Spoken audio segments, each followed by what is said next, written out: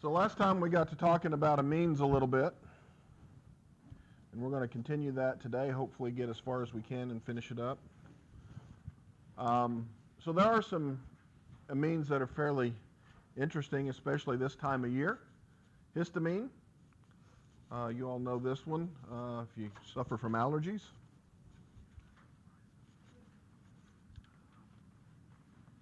Yeah, it's just a convoy.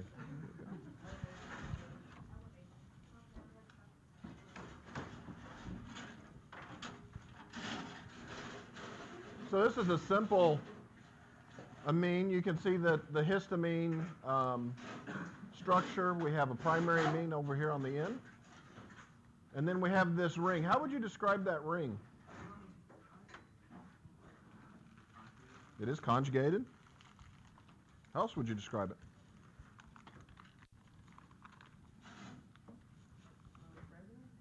Resonance. Conjugated. It is aromatic. How's it aromatic? So these? So we got 2, 4, 6 pi electrons at cyclic. It's completely conjugated, and it is flat, and it is an aromatic ring. So it is a aromatic ring. This is histamine. This is what is responsible for a wide variety of different things, especially things like allergies. For those of you with allergies right now, you might be taking things like antihistamines. Kind of makes sense, right? And if you look at an antihistamine, so here's bromophenamine. It is a typical over-the-counter generic antihistamine. How is this similar to histamine?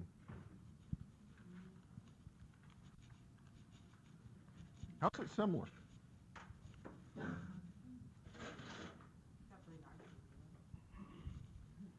This has 3 nitrogens? It's got 2. Right? So it's got a couple of nitrogens. How else is it similar? We've got aromatic rings. We have an aromatic ring that contains a nitrogen like histamine. Okay? How's it different? We have a bromine. No primary amine. We have a tertiary amine, right? How else is it different? 2 rings, right? Pyridine ring, 6-membered ring as opposed to the 5-membered ring. So there are similarities that are going to allow it to interact with similar things, but it's different enough that it's not going to elicit the same biological response. That's why you take an antihistamine, okay? So it does similar things, but doesn't necessarily elicit the biological response. And so that's how it works in a nutshell, so to speak.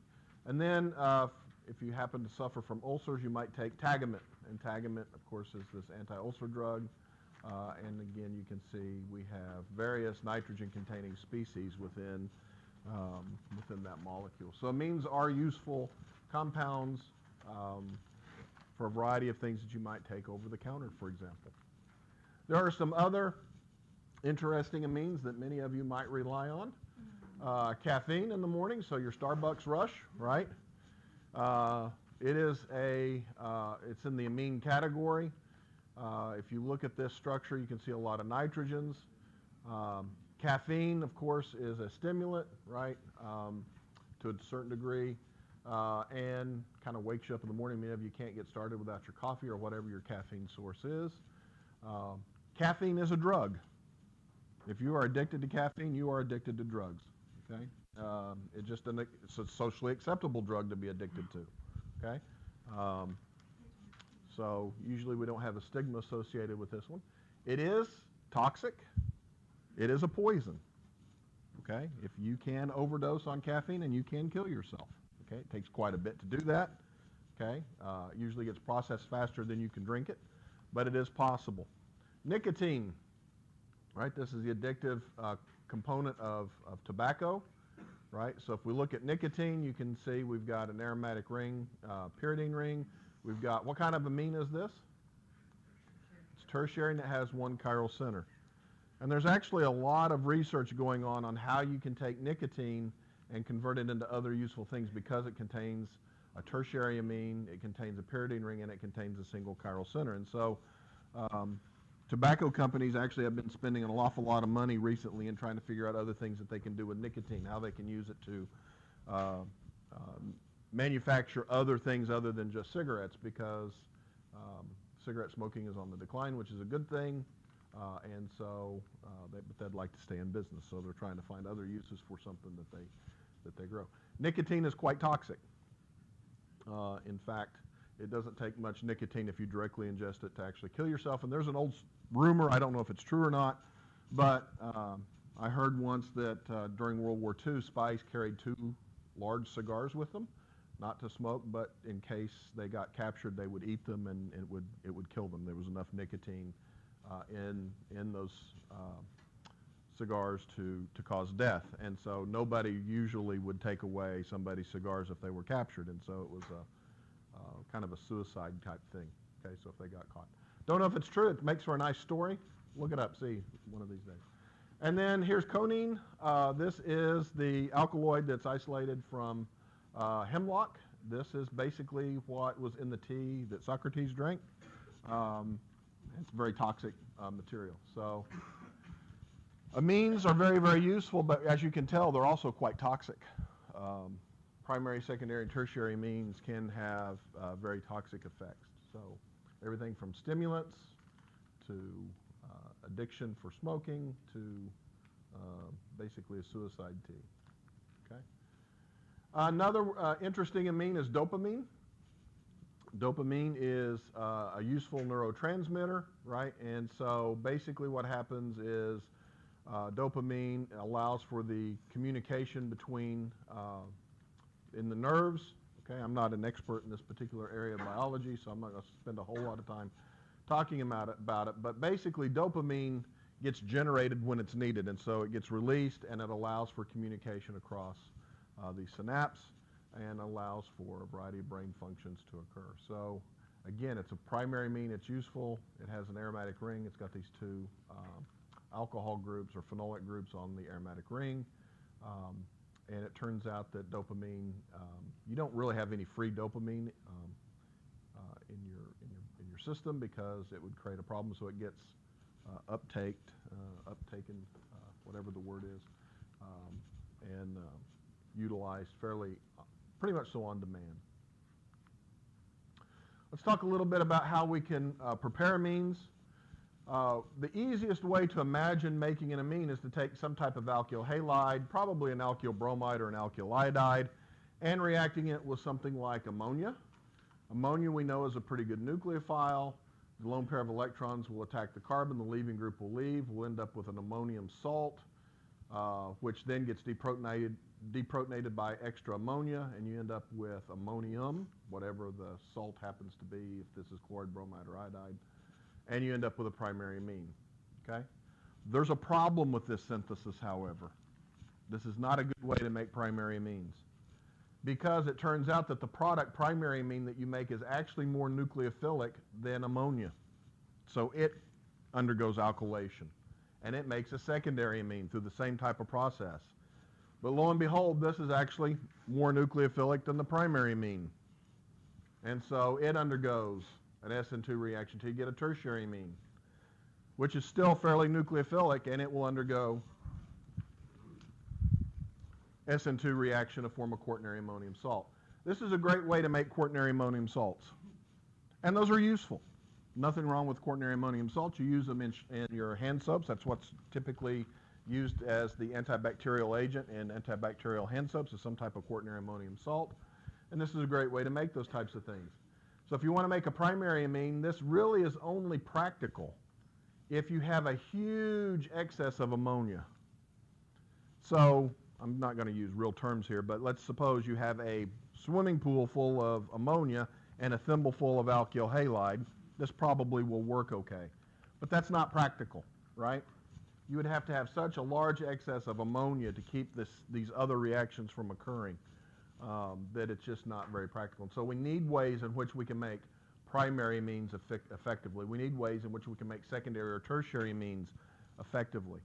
You all learned how to make a tertiary amine very, very effectively in the lab a week or so ago. What was that? The Eschweiler-Clark, and it was a reductive amination. which we'll talk about. You've already been exposed to this. You took what? What'd you start with?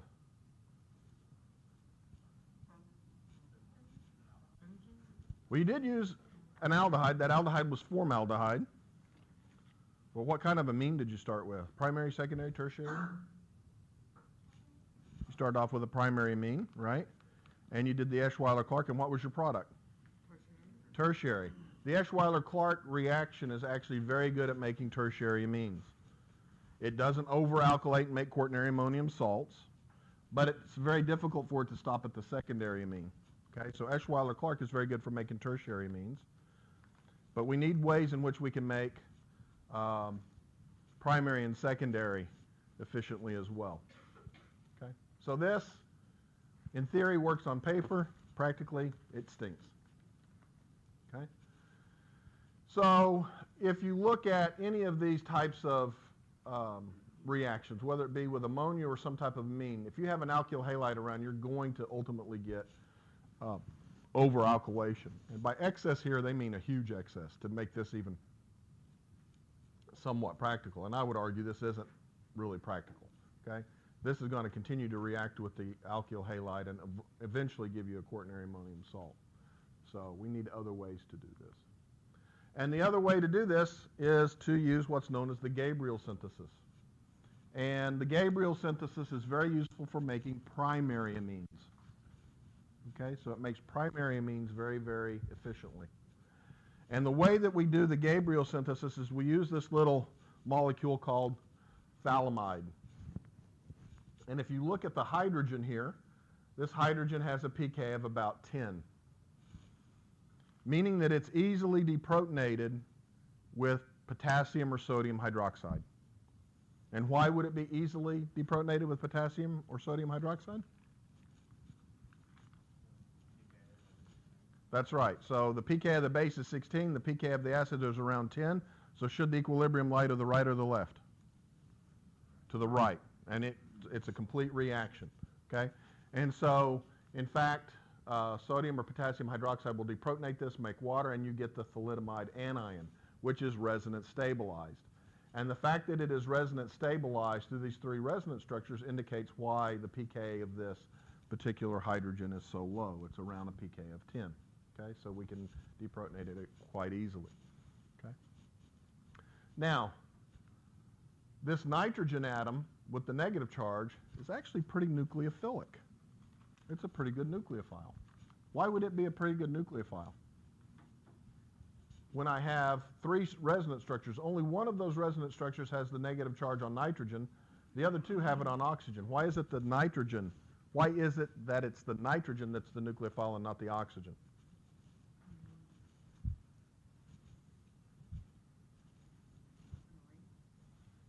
But it is in a ring, but I don't, why would that matter? What's the difference between nitrogen and oxygen? Electronegativity. Which one's more electronegative? Okay, so oxygen's more electronegative. Is it going to want to be a nucleophile, or will nitrogen prefer to be the nucleophile? Because it is less electronegative. It is more willing to share its electrons, right? And so the nitrogen atom will function as a pretty good nucleophile here, okay? And it'll do SN2 chemistry quite easily. So what happens is you generate the phthalimide anion, which conveniently enough for us you can buy. You don't actually have to take phthalimide and react it with potassium hydroxide. You can just buy the potassium or sodium salt already. It's nice and convenient. It's actually very cheap. And then you can react it with either a methyl or some type of primary alkyl halide. So let's say iodomethane, bromomethane, or ethyl iodide, something like that, something that's either primary or methyl. And you can get an SN2 reaction to occur quite easily. And now we have that important carbon-nitrogen bond that we're looking for. Why is it important that we use primary or methyl as our alkyl groups here? Why not secondary or tertiary?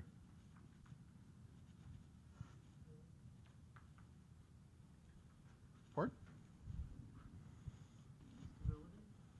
Okay. What about it?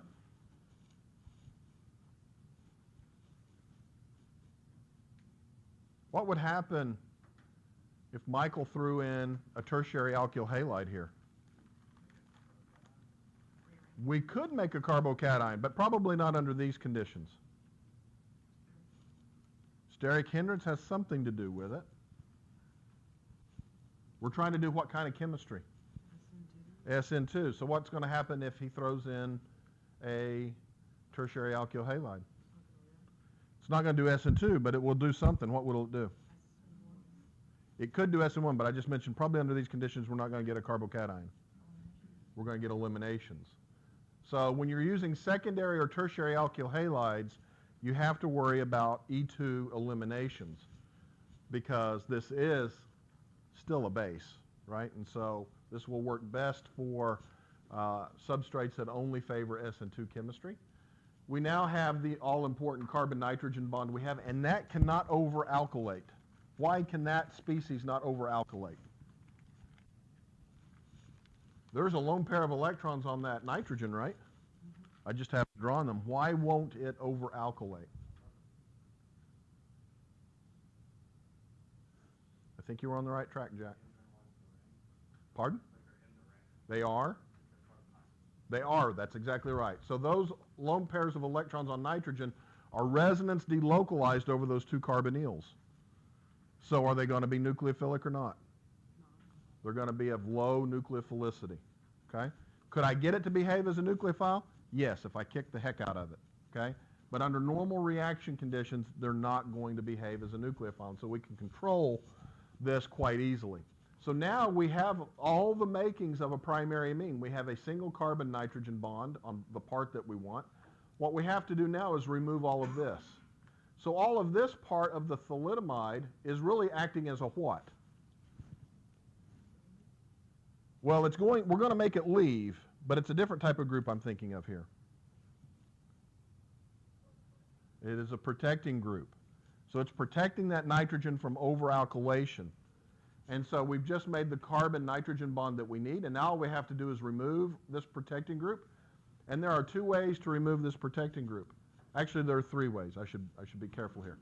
So you can take this alkylated phthalimide and you can treat it with sodium hydroxide or potassium hydroxide and water and heat it up, and you can liberate the primary amine. And this dicarboxylate byproduct is what you have to remove. Okay? Or I can use hydrazine, NH2NH2, to remove this protecting group. It's my favorite way to remove this protecting group because it happens at room temperature.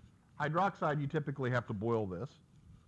However, I can simply take this, mix it in with a solvent that it's miscible with, something like DMSO, and add hydrazine, and the protecting group will come off very, very easily. And actually, it comes off and it precipitates as a solid, which makes workup very nice, which is why I kind of like using hydrazine. And then a third way to remove the protecting group is to boil it up in acid. So two really harsh conditions, boiling in either base or acid, and the third is the mild hydrazine cleavage of the protecting group to get the product. Okay, so that's the Gabriel synthesis. Okay, so the Gabriel synthesis allows us to prepare primary amines. The Eschweiler-Clark allows us to do what? Tertiary amines. How are we going to get secondary amines? Well, there's some other reductive aminations that we can do to get secondary amines, okay? And we'll talk about those in just a little bit. There are some other ways in which you can get amines. You can reduce other functional groups to get amines, and one way to do that is to reduce nitro groups. This works really, really well if you have like nitrobenzene. How would we make nitrobenzene?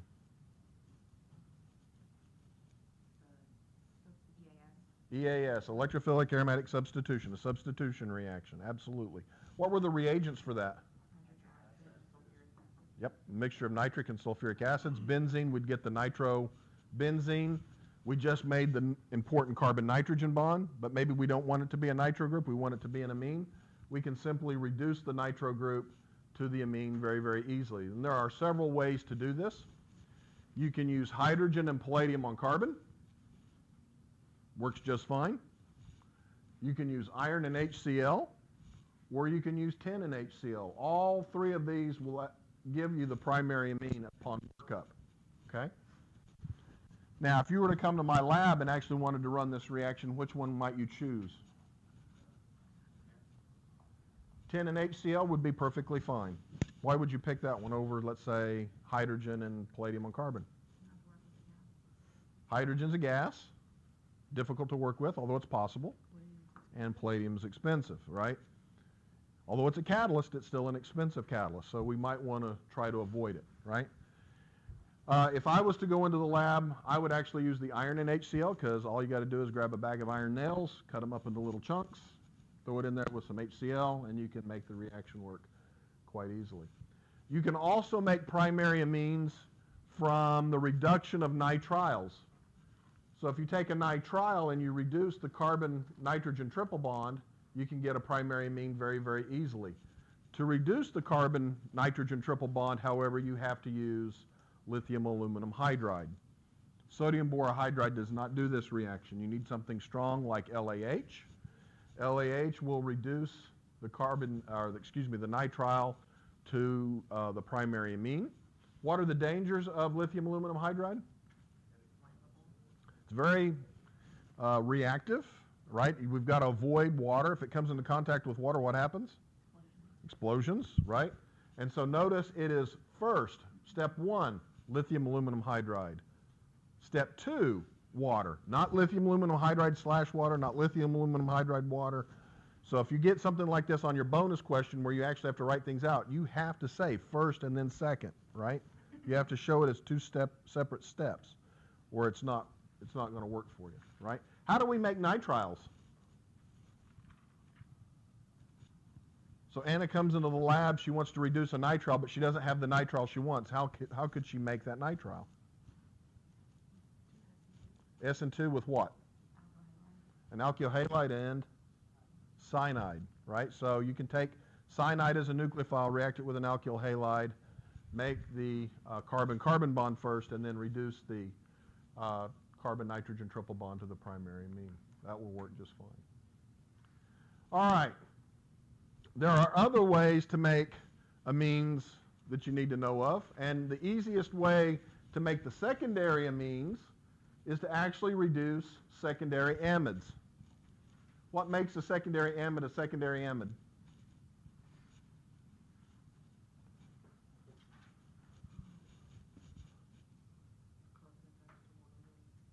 Okay, so how many nitrogen carbon bonds are there? That's what you're getting at. 2, right? So we can have primary amides, we can have secondary amides, and we can have tertiary amides. And if we reduce those, we can actually make primary amines, secondary amines, and tertiary amines. But this is one of the few ways in which you can selectively make secondary amines is by the reduction of a secondary amide. Okay? And so basically what we're doing, right, is reducing the carbonyl and replacing those 2 carbon-oxygen bonds with 2 carbon-hydrogen bonds. And again, the way in which you do this is by reacting the system, or the starting materials, with lithium aluminum hydride. There is another more convenient reduction that we do in my lab when we want to do this reaction, and we've done this a few times. I don't like working with lithium aluminum hydride unless I have to. And so while this technically works, I think it's a pain. I actually like to use borane. So you can use BH3.THF, which we buy by the liter, and you can actually reduce amides to amines using borane and THF under reflux. It's a heck of a lot easier reaction to do. You don't have to worry about traces of moisture. You can't do it in water, but traces of moisture usually don't cause you a problem like it does for lithium aluminum hydride. Okay? So note you can also use borane for these reactions. Now, if we want to get the reduction of the secondary amide to the secondary amine, that assumes that we can get the secondary amides. How are these amides made? How have we learned to make amides?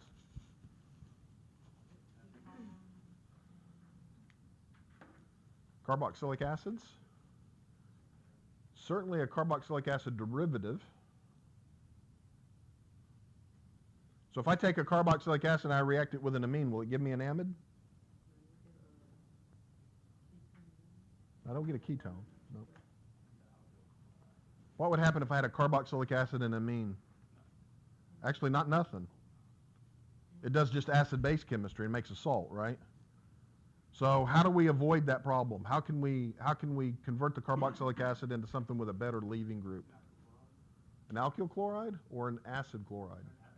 An acid chloride, that's right. So you can take your acid chloride, react it with an amine, and you can make your secondary amide as long as you're reacting it with a primary amine, right? So you can take a primary amine, an acid chloride, and you can make the secondary amide, which then you reduce with either lithium aluminum hydride or borane to the secondary amine. So if you want to make primary amines and only primary amines, what's your best course of reaction? What name? Gabriel synthesis. If I want to make secondary amines, how am I going to do that? Reduction of amides. And if I want to make tertiary amines? Eschweiler-Clark. And if I want to make quaternary ammonium salts? Just let it over-alkylate, right? Just start off with something and let it over-alkylate, and that'll work. No problem, right? So we've talked about Eschweiler-Clark, we've talked about Gabriel synthesis, and we've talked about reduction of amides to amines. There are other ways that you can make amines. There's never just one screwdriver in the toolbox, right? And so we have lots of different ways in which we can make amines. This is related to the Eschweiler-Clark reaction. Okay, this is called a reductive amination, where you take a ketone or an aldehyde, you react it with something like ammonia or some primary amine, and you get an imine, right? Remember that a primary amine plus an aldehyde or a ketone gives a imine. And those imines can actually be reduced quite easily with some type of reducing agent to give a primary amine. Or if it happened to be a primary amine here, you would end up with a secondary amine as the product, because you'd have, instead of H here, you would have some carbon group. Okay? How is this similar to the Eschweiler-Clark reaction?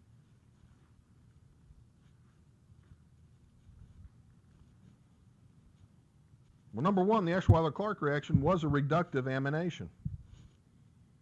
What happened when you took your primary amine and mixed it with formaldehyde? What was the intermediate that you made? An imine. You formed an imine that got immediately reduced by your reducing agent. Does anybody remember what your reducing agent was? It was an, yes, it was an acid. Which acid? Formic acid. Where did you all know of formic acid?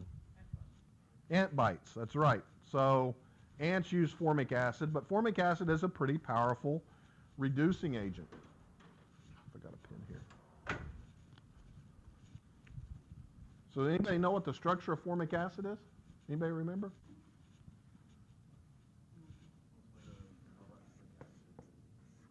Yeah, that's right. Why is that a good reducing agent?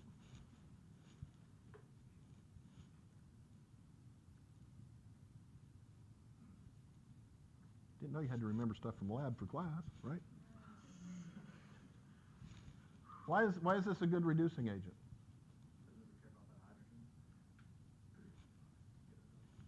I will go along with that, but I need a little more.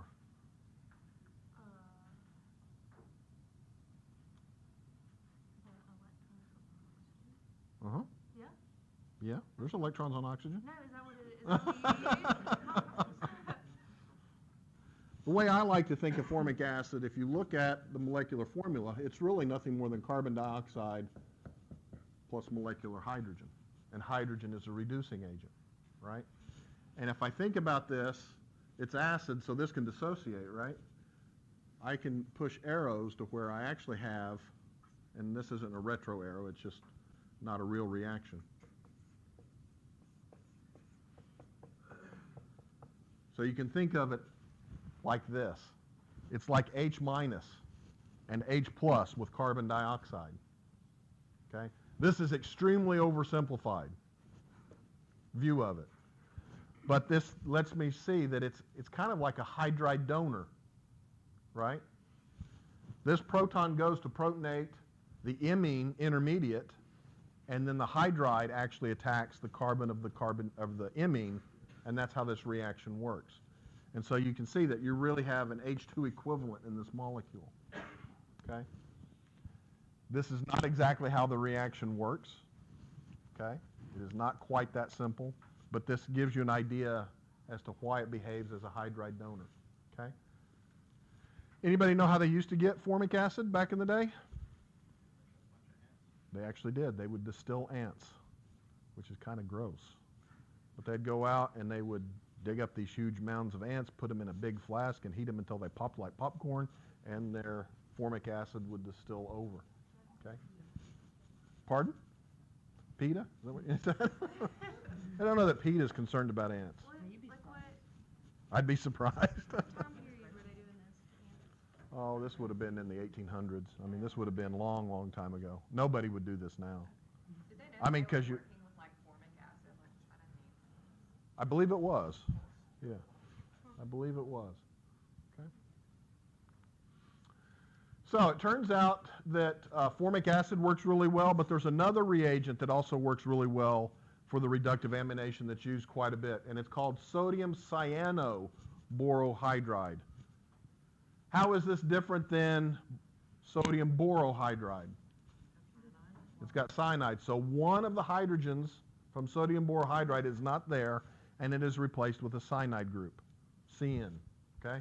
Sodium cyanoborohydride. And the cool thing about sodium cyanoborohydride, removing that one hydrogen and replacing it with the C triple bond N, sodium cyanoborohydride only reduces imines quickly. Everything else it reduces extremely slowly.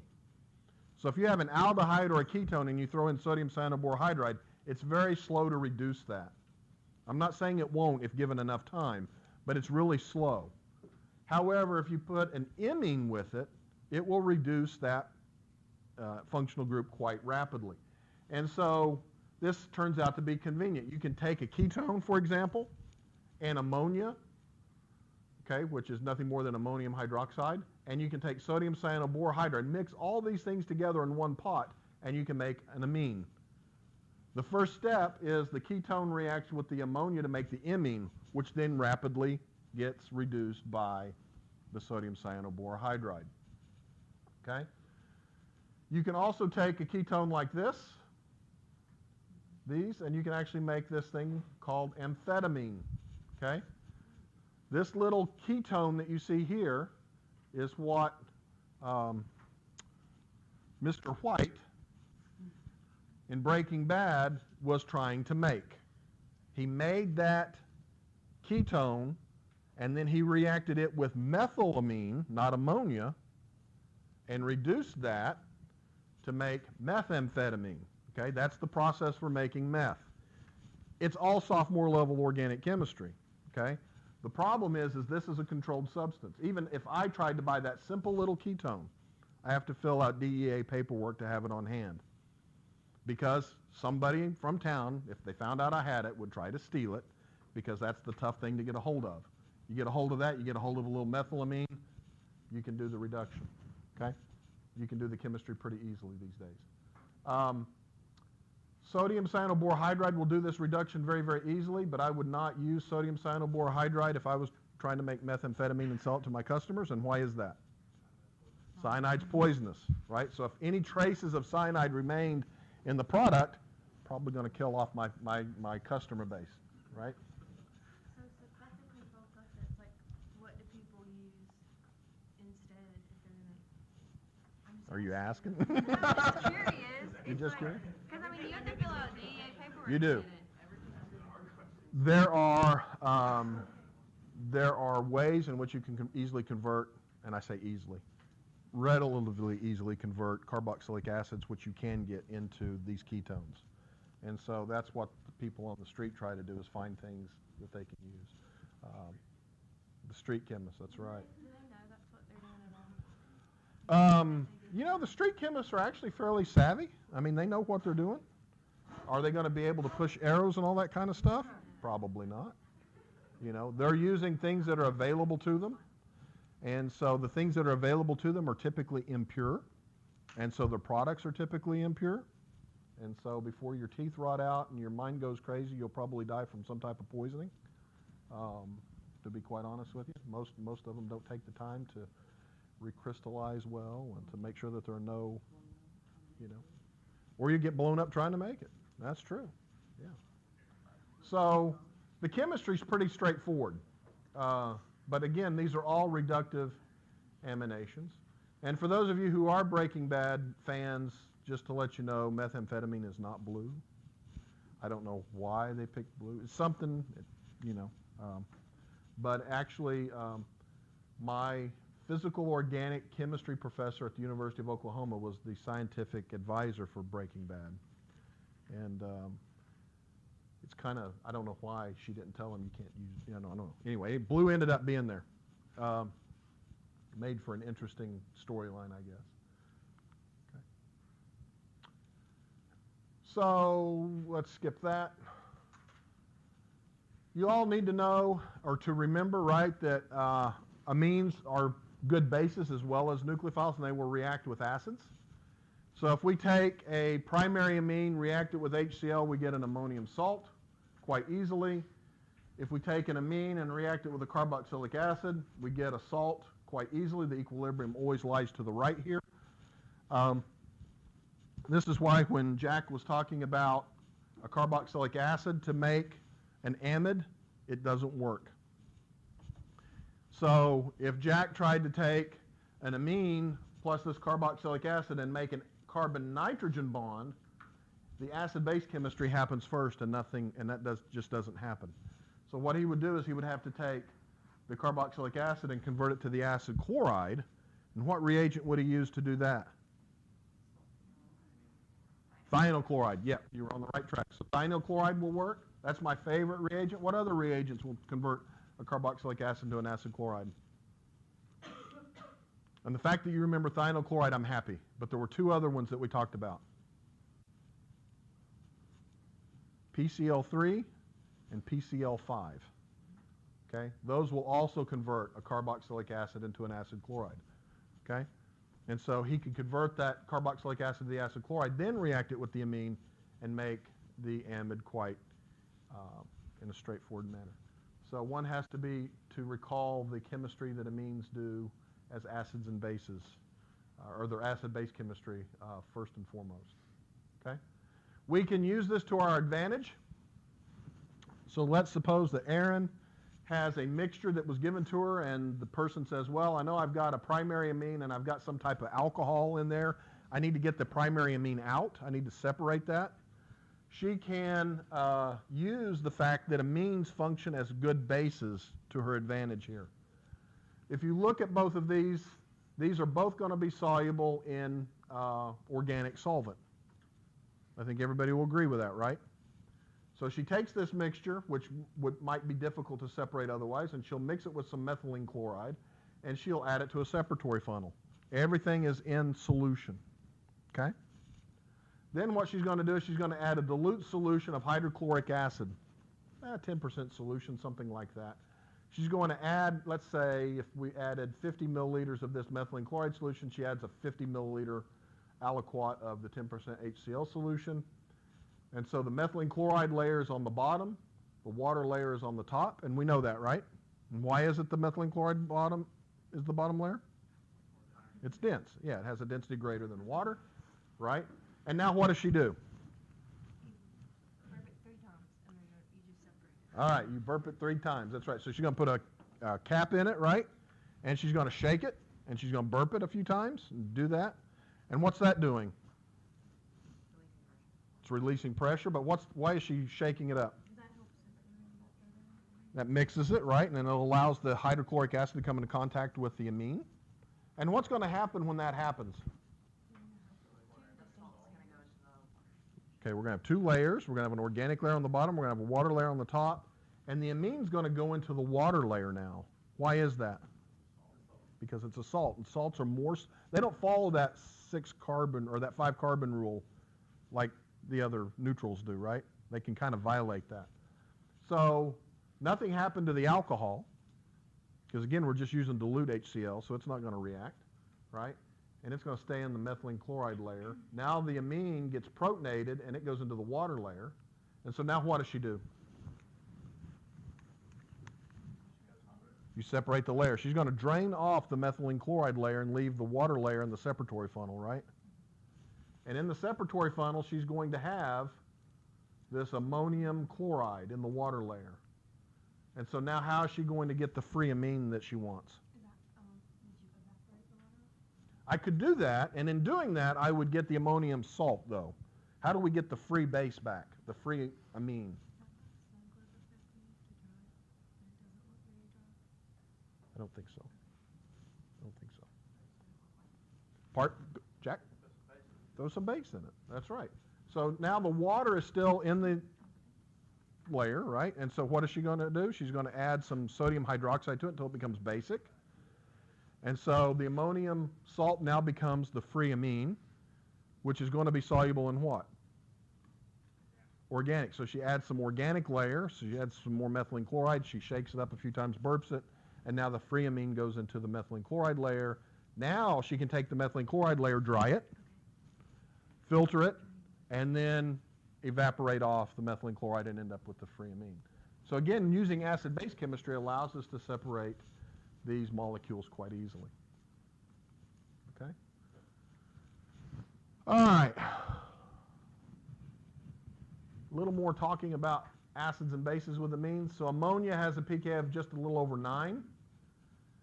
A primary amine has a pKa of just under 11. Right? So we know that a primary amine is a stronger base than is ammonia. Why is that the case? Why would a primary amine be a stronger base than ammonia? Both of them have a single pair of electrons on nitrogen, right? Nitrogen in both cases is sp3 hybridized. Why is it that a primary amine is more basic than ammonia? The pardon? The inductive effect. Close to that. Because the ethyl group isn't donating electrons. It is. It's an electron donor, right? Remember back to electrophilic aromatic substitutions? Alkyl groups were electron donating groups. So if I have an electron donating group on the nitrogen, is that going to make the lone pair of electrons more basic or less basic? More basic, right? They're going to want to pick up a proton, okay? However, ammonia just has hydrogens, and hydrogens don't do this electron donating, okay? And so what would happen if we had a secondary amine? What might you predict? Stronger base or weaker base than a primary? Stronger, right? Tertiary, you might even predict is a little stronger, but tertiary gets a little funny because now you start to have steric issues, and the pKa actually drops just a little bit for tertiary amine, okay? Typically, depending on what the alkyl groups are, okay? So we've talked about this slide before, back when we were talking about pKa's in 255. If you look at pyridine and you look at pyrrole and you wanted to know which one is the stronger base, you look at the conjugate acids and find the pKa's. And what you would find is that the pKa of pyridine is 5.3 and the pKa of protonated pyrrole is 0. And so that means that pyridine is a stronger base. Why would the pKa of pyrrole be so low?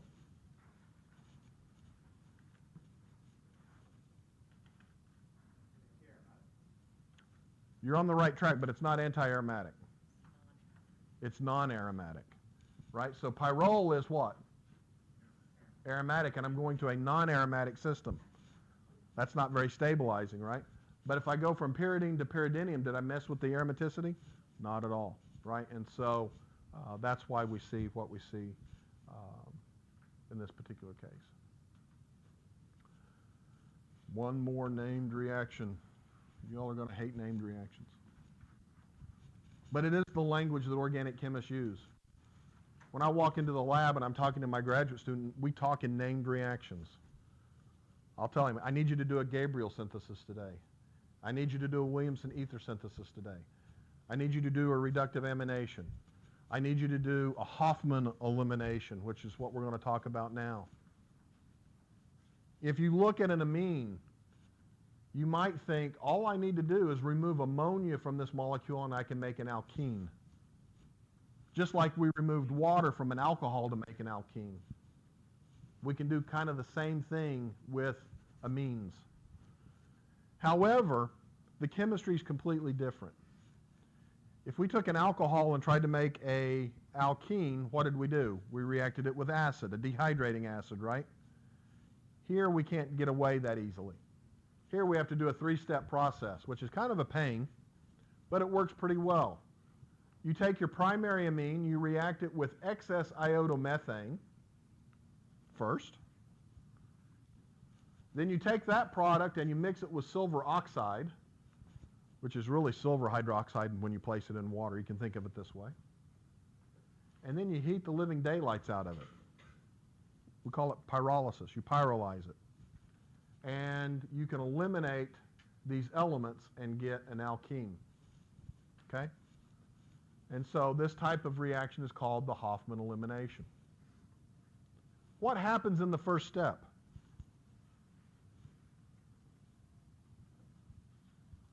Ahmed comes in the lab, he takes a primary amine and he adds excess iodomethane. What's the product going to be? Methylation. How many methyl groups are going to be added? All of them. We're going to go all the way to a quaternary ammonium salt. Okay? What would that salt be? What would the counterion be here? Iodide. So we're going to end up with a quaternary ammonium iodide. What's going to happen in the second step when you add silver hydroxide? We will eventually, but we're not there yet. What happens when silver comes into the presence of something like iodide? Think back to Gen Chem. It falls out of solution. Your solubility rules, right? We call this anion exchange, actually. And then when we heat it, we get the elimination. Okay? But the cool thing about this elimination is that it does not follow Zaitsev's rule. Remember when you did the elimination in Organic 1, you could either have a Hoffman product or you could have a Zaitsev product. The Hoffman product is actually where you get the most or the least substituted alkene. Okay? And we're about out of time, so we'll pick up with this on Wednesday and then get started on the other stuff. You all have a inverted lecture for me. Just leave them up the front on your way out, and I will see you all later.